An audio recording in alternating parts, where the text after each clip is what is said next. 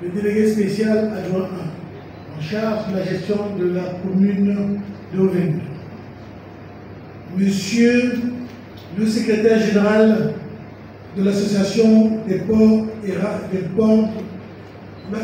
l'association de gestion des ports de l'Afrique de l'Ouest et du Centre, AGPAOC. Monsieur le président du conseil d'administration de l'Office des ports et rades du Gabon. Mesdames et messieurs les représentants des organisations internationales, mesdames et messieurs les représentants des organisations membres de l'APCP, mesdames et messieurs les représentants de l'IAPH, mesdames, messieurs les représentants de la communauté portuaire, mesdames et messieurs, honorables délégués, distingués invités.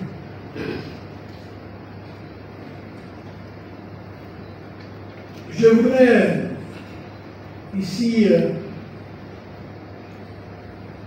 dire quelque chose de particulier sur le grand chancelier des ordres nationaux, Guillaume, de bien vouloir être notre fidèle interprète auprès du général de brigade, Brice Clotaire Oligui, président de la transition, président de la République, chef de l'État, président, grand maître des ordres nationaux, afin de lui transmettre tous les sentiments de remerciement et l'infinie reconnaissance pour avoir accepté d'honorer l'Oprad par ses différentes décorations honorifiques. En retour, nous adressons très respectueusement à son Excellence, Monsieur le Président de la République, l'expression de notre infinie reconnaissance et notre engagement à soutenir son action en faveur du développement du Gabon et du bien-être de son peuple. Mesdames et messieurs, alors que nous clôturons aujourd'hui la conférence enrichissante organisée par l'Association panafricaine de coopération portuaire, APCP, et l'Association internationale des ports et rades, IAPH, je tiens à exprimer ma gratitude envers chacun d'entre vous pour votre participation active et vos contributions significatives. Ensemble, durant 2 jours intenses de travail, nous avons exploré et débattu du thème à la fois vital et visionnaire, le chemin vers des ports africains résilients et intelligents. Quelle perspective! Les discussions engagées, les études de cas présentées, et les échanges d'expériences ont mis en lumière l'importance capitale de la résilience et de l'intelligence dans la gestion et l'opération des ports sur notre continent. À l'heure où l'Afrique s'affirme de plus en plus comme un acteur incontournable dans le commerce mondial, nos ports doivent être non seulement des points de passage efficaces, mais aussi des exemples de durabilité, d'innovation et de technologie avancée. La résilience portuaire n'est pas seulement une nécessité face aux défis actuels et futurs, tels que les changements climatiques, les des catastrophes naturelles, comme ce fut le cas avec la pandémie de la Covid-19 et les événements de mer, à l'instar de l'instabilité dans le canal de Suez. Elle est également essentielle pour assurer la continuité des activités commerciales, même en cas de perturbation. Au cours de cette conférence, nous avons appris que construire des ports résilients, c'est préparer l'Afrique à mieux réagir et à s'adapter aux chocs externes, assurant ainsi la sécurité économique de nos nations. En parallèle, l'ère des ports intelligents est à nos portes. L'intégration des technologies innovantes, telles que l'intelligence artificielle, l'Internet des objets et la blockchain dans les opérations portuaires ouvre les horizons prometteurs pour améliorer l'efficacité, réduire les coûts opérationnels et maximiser la transparence. Les ports intelligents, par leur gestion et opération optimisées, sont destinés à devenir les moteurs de croissance économique durable pour notre continent.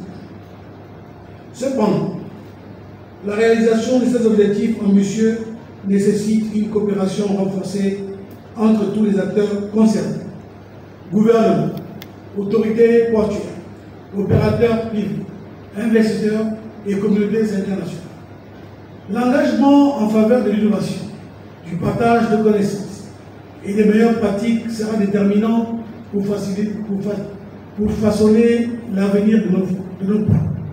Au-delà, tout investissement ne peut se faire sans le capital humain.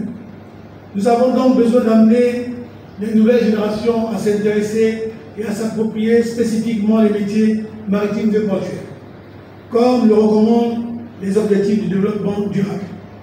C'est dans ce sens que, dans le cadre de la célébration des 50 ans de l'existence de l'Office des ports et rares du Gabon, nous avons organisé du 4 au 5 avril dernier, avec toute la communauté portuaire, les journées portes ouvertes à l'endroit des élèves et étudiants à qui nous avons présenté la diversité des métiers maritimes et portuaires afin de susciter en eux des vocations nécessaires à la pérennité de l'activité portuaire en tant qu'outil stratégique pour le développement de notre pays.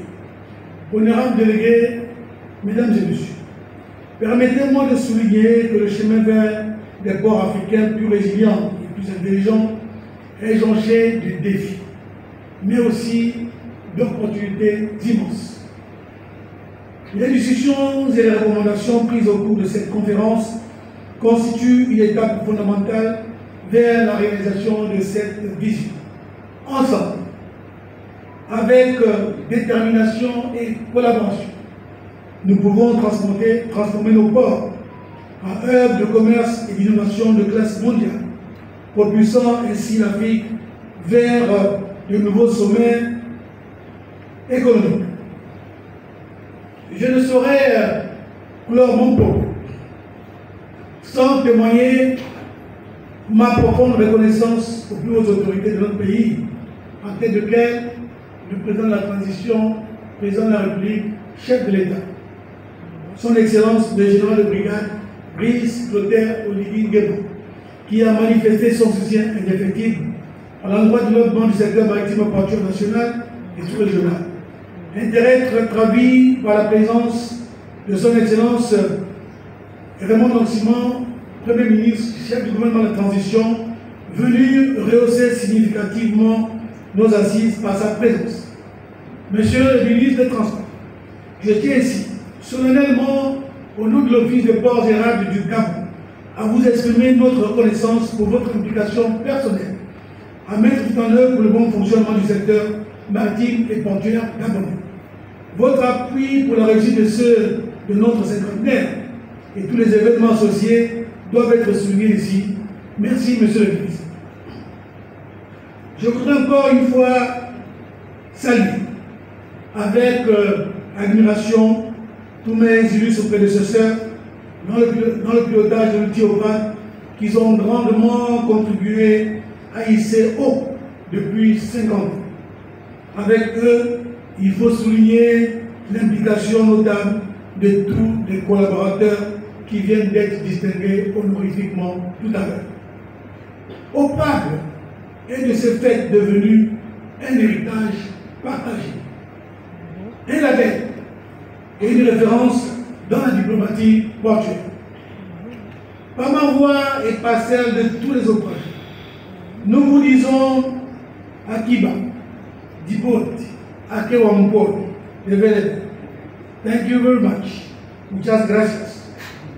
Muito obrigado. Merci pour votre contribution significative à cet échange précieux. Et j'espère que les liens tissés ici continueront à se renforcer au fil du temps. Ensemble, faisons avancer nos ports, nos nations et notre continent avec résilience et une profonde détermination. Bon retour à chacun et à chacune dans vos pays respectifs. Que Dieu vous accompagne. Je vous remercie pour votre aimable attention.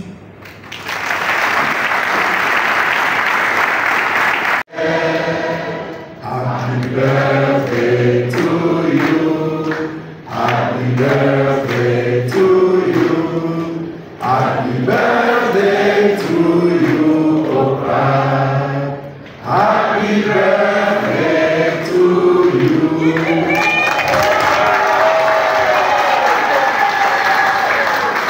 L'unité africaine a encore prévalu une fois pour que une centaine, 120 à 150 délégués se déplacent de leur famille pour venir ici au Gabon pour passer avec nous ces moments de joie, de paix et de bonheur. Et je veux que Dieu vous bénisse tous. Amen. Merci. Monsieur le vice-amiral d'escadre, grand chancelier des ordres nationaux, Monsieur le président du conseil d'administration de Prague, Monsieur le directeur général de Prague, Monsieur le secrétaire général de l'AGPAOC, Mesdames et Messieurs les représentants des organisations internationales, Mesdames et Messieurs les représentants de la nation et membres de la PCP, Mesdames et Messieurs les représentants de l'IHPH, Mesdames et Messieurs, honorables délégués, distingués invités. C'est avec un immense honneur et une grande satisfaction que je prends la parole aujourd'hui pour clore cette conférence historique marquée par la célébration du 50e anniversaire de l'Office des Ports et Rares du Gabon. Au nom du gouvernement de la transition, je tiens à exprimer ma profonde gratitude à tous les participants experts gabonais et internationaux, ainsi qu'aux représentants de la GPAOC, de l'APCP, l'IHPH, de la BAD, de l'Union africaine et de tous les acteurs portuaires et autres invités pour avoir contribué à la richesse des échanges durant les différentes sessions. Par votre présence et vos contributions, vous avez à votre manière contribué à la célébration des 50 ans de l'EPA, un outil stratégique de l'économie de notre pays. C'est également, comme vous le soulignez dans vos différentes motions, une façon d'honorer notre pays tout entier, de soutenir l'action et les efforts de la transition menés par son Excellence, Monsieur le Général de Brigade Brice Clotaire Bignema, président de la transition, président du pays, chef de l'État. Alors ici, mon esprit change complètement. Et là, je cherche mes mots. Et je vais une bonne fois enchérir sur les conclusions qui ont été faites par mon frère du Ghana. Je vais m'en inspirer et essayer de donner une idée de ce que nous pensons, comment nous concevons le domaine portuaire. Pour ce qui est du Gabon, et d'ailleurs pas que le Gabon, je crois du monde entier, mais comme il est question de l'AGPA aussi, le port est nécessairement un outil stratégique. C'est évident. C'est un outil de développement. Et pour ce qui est du Gabon, et les recommandations que j'ai personnellement de la part du chef de l'État, le général Brice Clotaire Bignema, nous sommes en train de mettre en place le transport, et de manière particulière le port, comme élément de développement, de création d'emplois et de création de richesses. C'est pour dire ici que la vision a certainement changé. La vision au niveau du Gabon est en train de changer et je pense que c'est cela qui anime tout expert du domaine portuaire.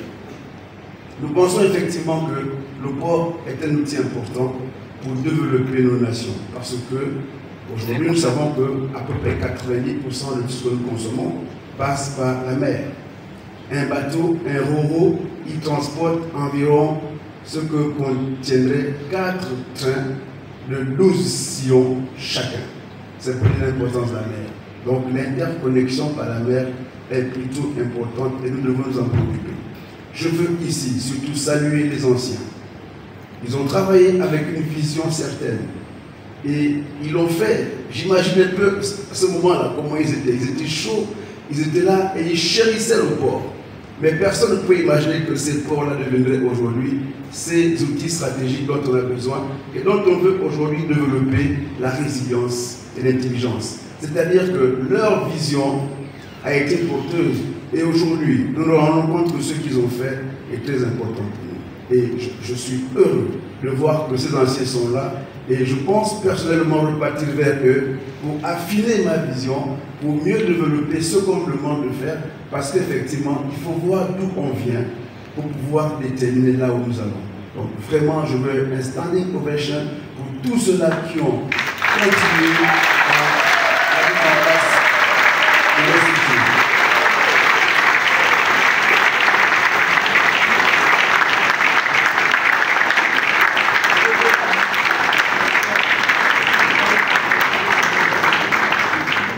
Je vous remercie. Alors, c'est évident. J'ai entendu mon frère du Ghana dire que le port est un outil de développement de l'Interland. Ça veut dire quoi? Ça veut dire que si à l'époque on a pensé au port parce que c'était la façade maritime, maintenant on doit penser au port. Comment faire pour qu'on aille à l'Interland? Comment utiliser le port? Ça veut dire qu'on doit avoir des ports interconnectés avec l'Interland. Il faut maintenant développer des stratégies qui prennent en compte tout ce qui se passe à l'intérieur du pays pour voir comment ça peut joindre le niveau d'exportation. C'est pourquoi dans le cas du Gabon, quand tu dis transport pour développement, transport pour création de richesses, transport pour création d'emplois, c'est affilié avec tous les moyens que le transport devrait offrir, c'est-à-dire le chemin de fer. Un port doit être connecté dorénavant à quelque chose. Un port doit être connecté à une bonne route. C'est pourquoi j'exhorte tous ceux qui y travaillent à comprendre qu'on ne doit plus se cantonner seulement à la côte. On doit avoir la vision périphérique. On doit avoir une vision qui porte le plus loin possible et se dire, mais j'ai le port, où est-ce que je vais aller? Ce n'est qu'à ce prix-là que nous pourrons développer véritablement l'Interland. J'ai entendu parler de digitalisation. C'est évident qu'aujourd'hui, on ne peut plus rien faire sans digitalisation. Parce que d'ailleurs, tout se fait par satellite. Aujourd'hui, je crois savoir que quand je prends ma carte de Civichon sur la mer, je vois un conteneur, un bateau, je clique sur le nom du bateau, je vais plus loin, je vois le conteneur et le conteneur me donne ce qu'il y a dans le conteneur. Je clique et je sais ce que le bateau transporte. C'est-à-dire qu'on peut anticiper sur beaucoup de choses. Oui, c'est important qu'il y ait la digitalisation avec l'AIS et beaucoup d'autres systèmes. Donc, il y a des choses à faire. On n'a pas d'autre choix que de digitaliser. En termes de résilience, je pense que le Covid nous a montré d'intérêt pour que nos ports soient véritablement résilients. On peut voir comment est-ce que cette pandémie a bousculé la stabilité du monde entier. Et si on n'avait pas des ports résilients, aujourd'hui encore, on ne savait pas ce qu'on ferait. Mais en réalité, est-ce que nos ports ont vraiment été résilients?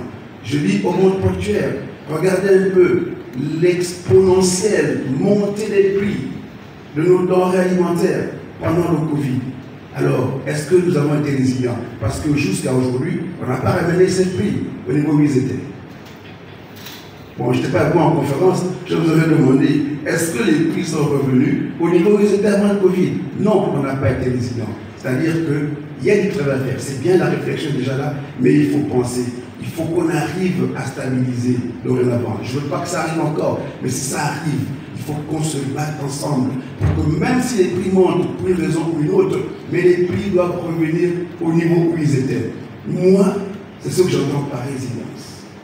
Et certainement, il y a d'autres aspects encore. Mais il faut que la communauté portière travaille dessus de manière efficiente. Si je vous montre le graphique que j'avais fait, rien que pour la piraterie à l'époque, et bien sachez qu'on n'a jamais ramené les prix. La mercuriale n'est jamais redevenue normale. Parce qu'on n'est pas assez résilient. Pourquoi on n'est pas assez résilient? Parce que nous subissons certainement les ports qui viennent de l'Hexagone. nous subissons toutes les décisions parce qu'elles sont prises là-bas. George World Committee à Londres, toutes les décisions là-bas. Et pour qu'on travaille sur la résilience, il faut qu'on commence à aller toucher, à aller voir comment ça se passe là-bas. Là, on parlera de résilience. Mais je pense que la moitié est déjà faite. Mon frère, je crois qu'on en a parlé hier. La moitié est déjà faite, mais il reste encore beaucoup à faire pour qu'on arrive véritablement à cette résilience. Développer un port, il faut de l'énergie. Il faut beaucoup d'énergie. Malheureusement, quand je regarde un port africain, je ne vois pas d'éoliennes.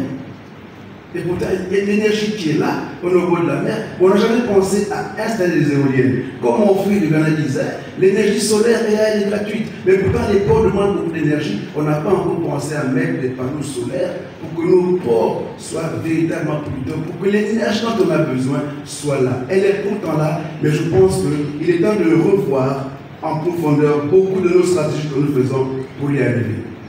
Évidemment, quand je parle de l'AIS, quand je parle du satellite, et je parle donc de la cybersécurité, parce que si on ne surveille pas ce que nous consommons, si on ne surveille pas ce qu'on importe, eh bien, si on est au moins résilient en termes de cybersécurité, on peut voir au moins ce qu'on importe et commencer à trier dès le départ. C'est ce que moi je pense. En termes de financement, oui, c'est bien, on parle de financement, mais il faut voir maintenant le type de financement, parce que les financements nous rendent parfois prisonniers du système. Comment se financer, comment on emprunte, après nos ports finissent par nous échapper. Ou tout autre mécanisme, ça peut nous échapper quand on ne fait pas attention au financement. Je pense qu'il va falloir regarder, est-ce qu'on ne peut pas développer des modes de financement interafricains? Est-ce qu'on ne peut pas voir, est-ce qu'un port africain qui marche bien ne peut pas développer un port africain? Est-ce qu'on ne peut pas s'entendre? Peut-être qu'on serait un peu plus fort que ça. Mais souvent, les financements ils viennent d'ailleurs et ils nous rendent, excusez-moi de le dire, malheureusement, parfois esclaves et prisonniers. Donc il y a des ports qui semblent tourner et qui ne rapportent pas d'argent à leurs États. Hélas. Il faut donc étudier en profondeur le financement. Il faut certainement trouver d'autres mécanismes de financement, je pense, et à mon sens. Alors, mon ancien de l'école de guerre aux États-Unis, il me disait « No shipping, no shopping ». No shipping, no shopping. C'est-à-dire que si le bateau ne navigue pas, il n'arrivera pas au port et on ne pourra pas acheter ce qu'on va acheter. Qu'est-ce que je veux dire par là? Aujourd'hui, je vois bien les organisations ici, mais qui sont juste autour du portuaire. Mais j'aurais aimé voir dorénavant, pour avoir un port résilient, il faut que la route maritime, le critical maritime route, il faut que la route maritime soit protégée. Si le bateau n'arrive pas dans son port, pour des raisons diverses, il n'y aura pas de shopping, on ne pourra pas transporter. Donc, pour être résilient et plus intelligent, il faut que les instances de sûreté et de sécurité puissent travailler dorénavant avec les ports. Parce que la menace n'est pas au port, la menace vient de loin. Je me souviens ici, ce n'est pas péjoratif, je pense mais les années 2011-2012, le port du Bénin avait perdu pratiquement 70% de sa productivité parce que les pirates attaquaient au large. Et il a fallu que les Nations Unies prennent une résolution, la résolution 2011 en 2018, pour que les instances internationales se lèvent pour essayer de combattre la piraterie, pour que le port du Bénin commence à reprendre l'activité. Mais tous les ports ont subi cela. Pourquoi? Parce que chacun est dans son carré. Il faut que AGPAOC et tous ces organes commencent à travailler avec ceux qui font de la sûreté et de la sécurité pour que nos ports soient véritablement compétitifs. Ce n'est pas de la palissade. Mes amis ici de l'AGPAOC, vous savez que nous payons ici dans le golfe de Guinée ce qu'on appelle kidnap risk. On paye une assurance parce que nous sommes qualifiés zone de piraterie. Alors, ça veut dire qu'on ne peut pas être suffisamment résilient. S'il y a des pirates qui attaquent et que la denrée ne font qu'augmenter à cause de la prime qui est là, il y a du travail à faire. J'exhorte ceux de l'AGPAOC et d'autres encore, avec ceux qui font de la sûreté. Il faut qu'on travaille ensemble, on devait travailler ensemble pour trouver des systèmes, j'appelle ça, de bout en bout. Et sinon, on aura du mal à faire des ports compétitifs parce que l'environnement ne nous permettra pas d'arriver à cela, malheureusement. Alors, c'est autant de problèmes, il y en a beaucoup. Je vous ferai certainement une recommandation, si vous permettez, pour que nous puissions démarrer. sur d'autres bases pour arriver véritablement à faire de nos ports des ports vraiment compétitifs. Je me donne l'opportunité de m'exprimer sur ce sujet qui reste l'actualité déjà au niveau du Gabon, parce que vous savez que le chef d'État met un accent particulier sur le développement portuaire, en même temps que le volet transport en tant qu'outil prépondérant pour le développement de la nation, pour la création de richesses et la création d'emplois. Pour ainsi dire, ce colloque est très très important pour nous parce qu'on a besoin de voir ce que les autres font, on a besoin d'entendre. A eu lieu ici au Gabon, il y a eu environ 120 délégués de pays amis, mais nous-mêmes, le Gabon, on a produit un peu plus que 120 délégués. Ça veut dire que l'information est partagée à beaucoup plus de Gabonais et quitte à cela de tirer profit de ce qu'ils ont entendu pour l'appliquer dorénavant dans les nôtres. Et là, vous avez remarqué une chose importante, c'est que le rendu de la conférence a été fait sur tout ce qui se fait au Gabon, comment on peut améliorer. Donc oui, je crois que ce genre de forats sont très importants pour non seulement un renforcement de capacité, mais aussi changement de mentalité, parce qu'on finit par voir que tiens, nous aussi on peut le faire. C'est très important d'avoir des conférences comme ça, parce que ça nous amène un peu plus haut et ça nous permet de nous dépasser. Monsieur le ministre, le thème tournait autour des ports résilients, des ports performants. Qu'en est-il du projet latent à la construction du port profond de Mayumba? Est-ce que vous en avez parlé durant ces travaux?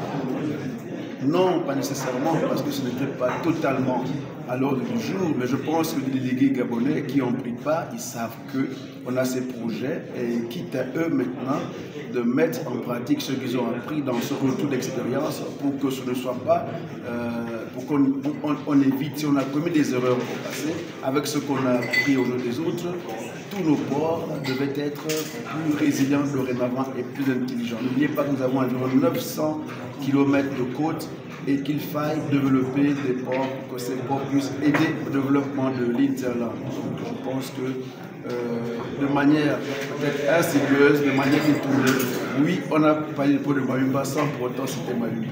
Monsieur le ministre, pour terminer, pensez-vous que le Gabon est sur la bonne voie pour la mise en œuvre véritable de la ZLECAf, la zone de libre-échange continentale africaine? Écoutez, tout est un problème d'état d'esprit.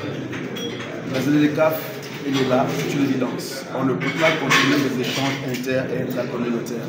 Mais c'est à nous de changer d'état d'esprit et de savoir qu'on doit construire des ports compétitifs.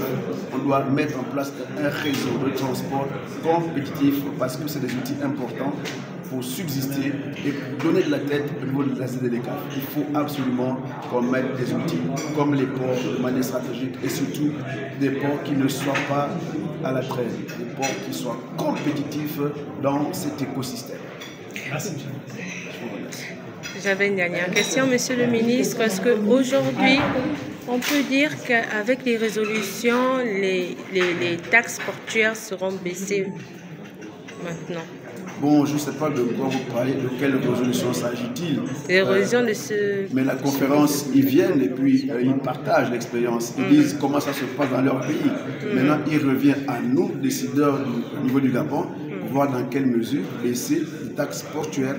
Je crois que c'est un écosystème qui est là, on regarde, on évalue. Si on se rend compte que, je prends l'exemple, si la mercuriale portuaire porte un impact sur le panier de la ménagère, il faudrait que le gouvernement se retrouve pour dire, bon écoutez, il va falloir revoir à la baisse certaines taxes. C'est inéluctable parce que ça c'est notre microcosme, ça il s'agit du Gabon. Donc les déclarations n'ont rien à voir, ils ne prendront pas un décret pour nous, pour annuler un décret qui est désormais désobligeant. Ils ne prendront pas un arrêté pour nous, pour enlever une taxe qui est superfétatoire au niveau du Gabon. Merci, monsieur le ministre.